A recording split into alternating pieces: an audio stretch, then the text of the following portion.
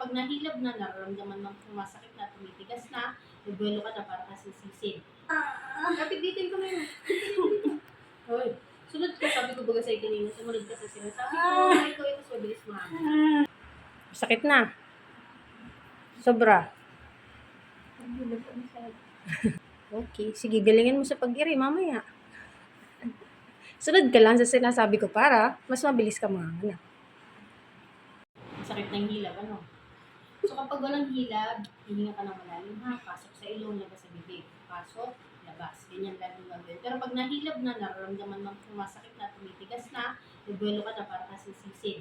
Tapos, pag-iiri ka na, kapit ka dito sa hita, bangon ng ulo, tingin sa tiyan mo, para kang tataki. Ganyan gagawin. Pag wala, huwag kang iiri, pag walang hilab ha, kasi mas mapapagod ka lang, mahihirapan ka. Okay? Intense talaga ng ka-intense. Kaya, tiis-tiis lang. Pag nandiyan na, sobrang sakit na yun. Okay? Dito ang kapit. Dito. Dito ang kapit. Kapit dito, kapit. Kapit dito ko na yun. Hoy, sunod ka. Sabi ko baga sa'yo kanina, sumunod ka sa sinasabi ko, ikaw ito, so bilis mo. Kapit dito. Pag nasakit, ano yung sabi ko sa'yo kanina? Anong gagawin? Bangon mo yung ulo mo. Titingin ka dyan sa tiyan mo.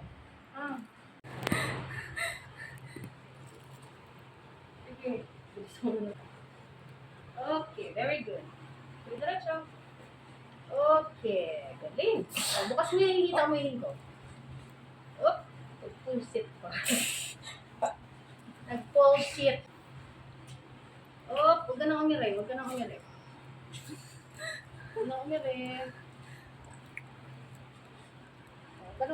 Walang bahala.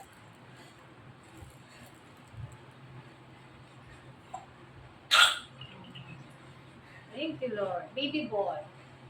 9:42. Ito na si baby mo. Congratulations. Bukas yung hita. Bukas. Bilis ng progress. Unikot lang eh.